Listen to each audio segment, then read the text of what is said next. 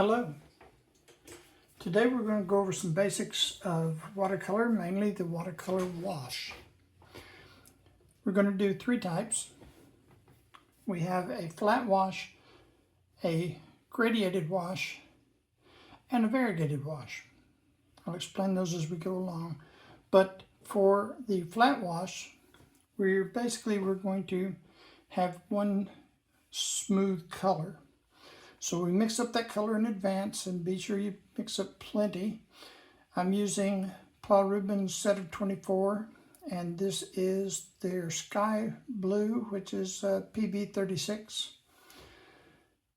And we're going to start by applying it nice and thick. The squirrel brush holds a lot of water or color. So we get it, my board is on about a 5-degree tilt. So we get gravity helping us out to cover the area. We just continue going back and forth to get the area covered.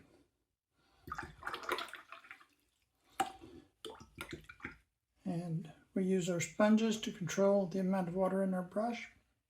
And when we clean it, we want to make sure that we have the right amount of water before we start this next part. And we're going to dampen the panel before we start our gradiated wash.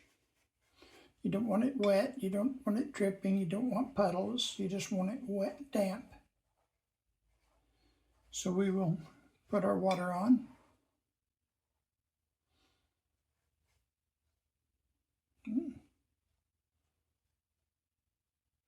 And blot that. It's a little too aggressive in my blotting. And now we're going to take the same color that we used over here for the flat wash, and we're going to start putting that in. As you can see, gravity takes off and helps us as we move down the page. But at this point, it's where we're going to start doing something different. We're going to take a clean brush of water and add to our mix. And we get that flowing down until we start to fade it out. We're going to gradually have it fade in the distance, fade off to the horizon. So there's our flat wash. And we see this bead is building on our flat wash. We take and we blot our brush. We can pick up this bead color because I really don't want it to roll down and mess up my next wash.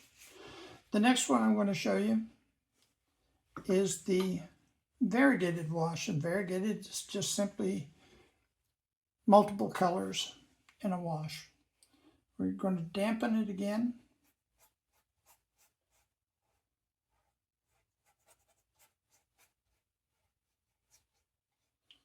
And this paper is 100% cotton, so it can handle the dampness well. And we're going to start in at the top with our blue again. And we're going to get that moving and flowing in the damp panel. And next we're going to come in, instead of clean water, we're going to start adding some scarlet.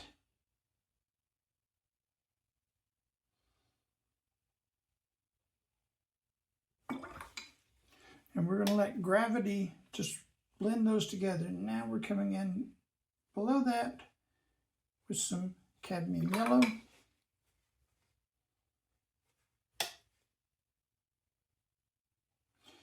And we get our colors moving, and we will a little too wet, but we're going to get natural color bleed as the colors move together and just work naturally, giving us some varieties of texture and color. And that's what we're going to want. If we were doing a sky or something along those lines, we would want to try to control this amount here a little better, so you can do that by coming in and working it. But you want to make sure that you don't go into that area with paint or a brush that has more water in it than the surface, because if you do that, then you'll get a bloom or a cauliflower. I'll show you that.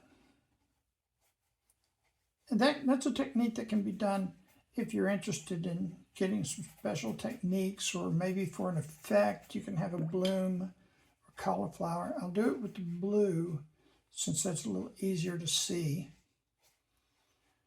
So come in with our blue and we're going to just do another wash. We're doing it wet so that it flows a little quicker. We're covering the whole area, and we're going to let this begin to dry a little bit, let the dampness go away.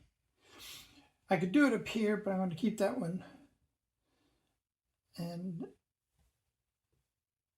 what we are going to do, I'm going to do it with clean water so that it's more easily to see.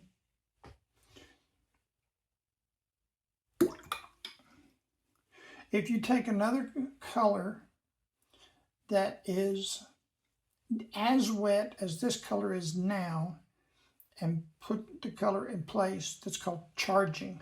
I'll do that here with a little bit of the red. So you're charging the color in.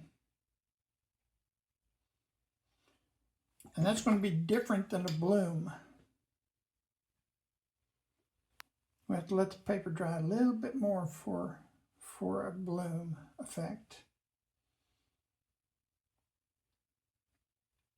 Nothing like watching paint dry.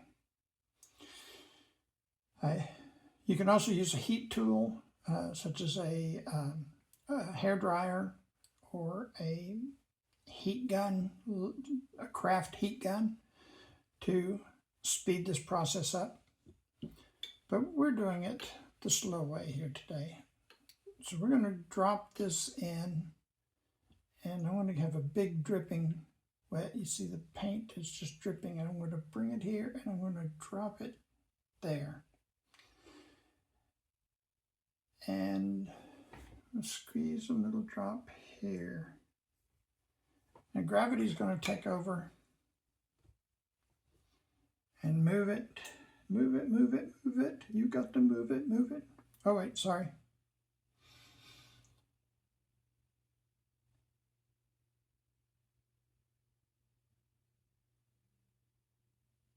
And I didn't wait long enough. Let's go up to the first one, and I'll show you that, since that will be long enough. So we get a big drop of water, and we're going to drip right there.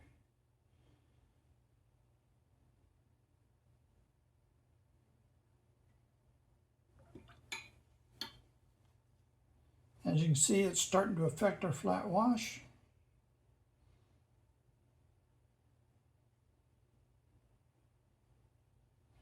It's funny. When you don't want to make a cauliflower, it's easy. When you do want to make a cauliflower, it's not so easy. Let's try up here in this one.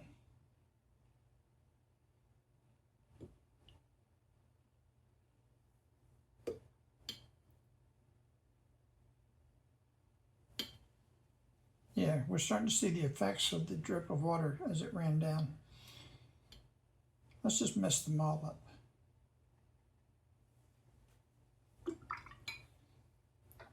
You see, you're getting the spread there. So if I go in, take a paper towel, and I blot and dry the brush, I can catch it.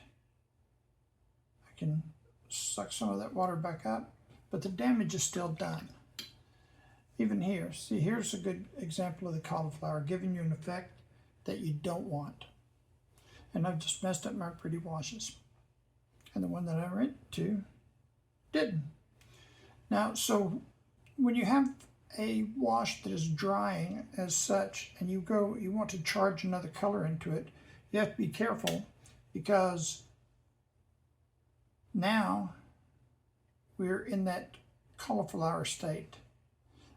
But that can be very lovely if that's the effect you want to go for.